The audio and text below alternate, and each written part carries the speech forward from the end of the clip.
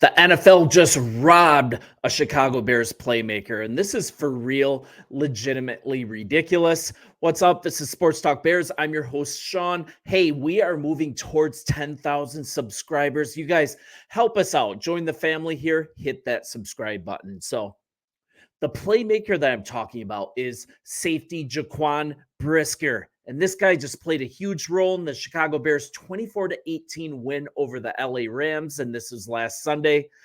The defense in this game, they held their opponent to 21 points or fewer for the 10th consecutive game, the longest active streak in the league. Think about that.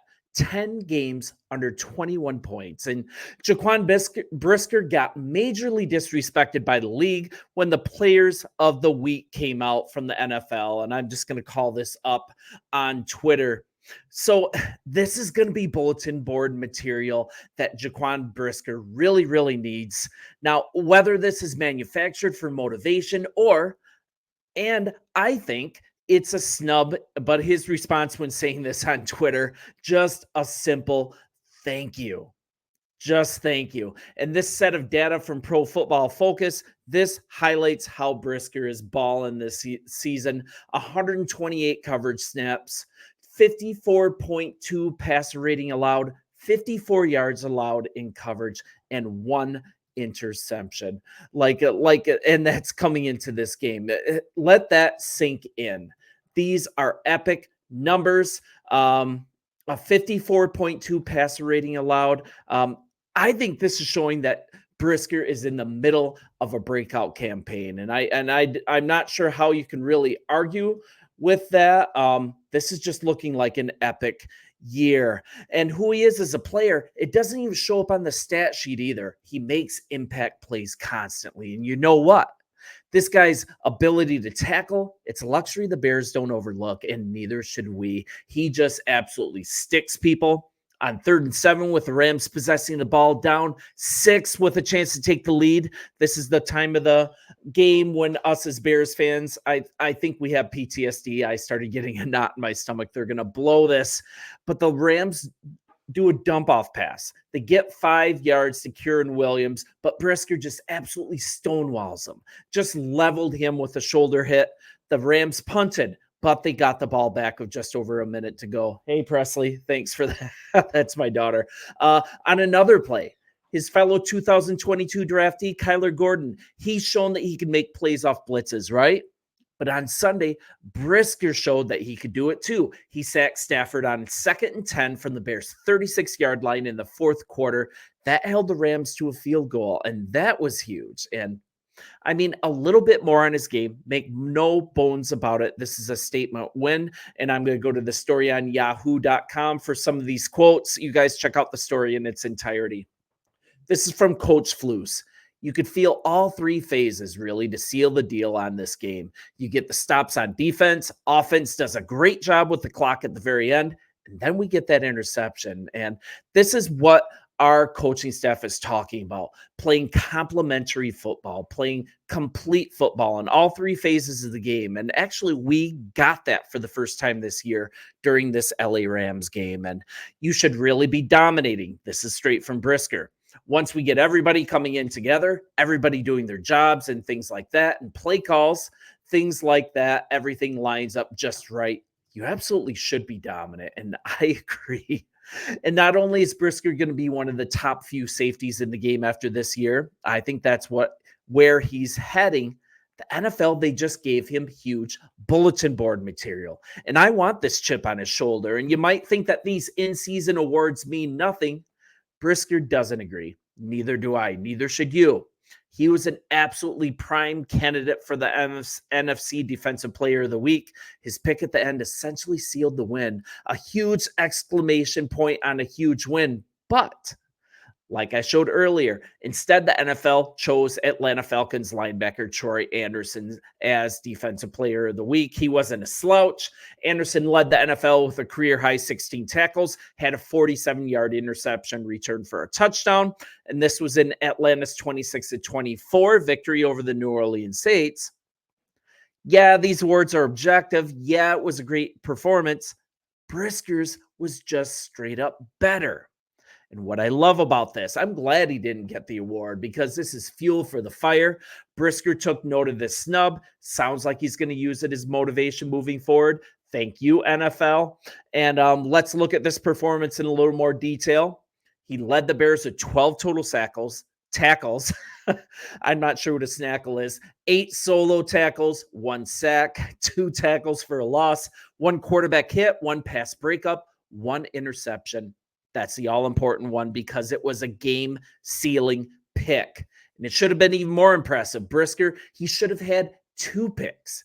His first interception was called back after he failed to reestablish himself. That he had a foot out of bounds. He didn't reestablish himself with his second foot in bounds. And the safety trailed the Rams tight end Colby Parkinson. He absolutely jumped the route. He zipped in front of a Stafford pass, got the interception.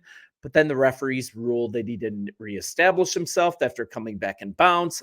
Just ruled incomplete, but the Rams, that led to a field goal. And right then, Brisker absolutely knew that he had to get it back, and he delivered. Brisker said after the game, I owe the team one. Just stay locked in, stay focused, try to get the ball at some point in the day. And then he did it. We're looking at, I would say this is like a one-man wrecking ball on Sunday in the secondary. Head coach Sean McVay's vaunted offense, defensive roster of standouts, but that's even more impressive. Brisker, he stole the show here. Once again, 12 total tackles, 2 tackles for loss, a pass breakup, quarterback hit on the ground. And thank you, Mako Shark. That's what Coach Flus has to say. I'm not sure this nickname is going to stick, but this is what Coach Flus called him when he was handing out nicknames on the first day with pads last year. If you remember that video, check it out. It's entertaining. He was going through and giving all the players nicknames. He called Brisker Mako Shark. And one of the first prospects drafted by this regime, and why it was picked was referred to by Coach Flus as well. Jaquan was outstanding today. He really is a passionate guy, and that's why he was one of our first draft picks. I'm going to go into this nickname in a minute just to have some fun. Even back in his rookie year, paid immediate dividends, second in the team in tackles with 104, first with interceptions with 4. Look up the highlight. He had one of the best interceptions you're ever going to see against the Patriots his rookie year. Just look that up. And the nickname, it actually came after a nice interception during practice. And Coach Flus had an explanation here. Let's just have some fun here. We take this a little too seriously. Let's hear his explanation. The Mako Shark is the fastest in the ocean, clocking in up to 46 miles an hour. The smartest of their species. They're known for learning very rapidly. Also, they're incredibly aggressive hunters. Fast, aggressive, smart. Flus thinks he looks like a shark out there. I don't know. A shark, I don't know. I'm just having fun here. But Flus came up with Spider-Man for Gordon. That really stuck. So maybe shark will still stick. But we're looking at a third-year breakout here. I totally believe this. Something that's usually a wide receiver reference, but he's taking a huge step forward. He wasn't really on my breakout list. I don't think he was on anyone's, but that's because he's on a team with cornerbacks like Kyler Gordon, Tyreek Stevenson, Jalen Johnson, right? They tend to have a lot of opportunities to play the ball. So the idea of Brisker, more known for his hitting right than his ball hawk abilities, him making a huge leap, it felt a little far-fetched, but now Brisker's getting opportunities to make plays in coverage. More importantly, he's taking full advantage of them.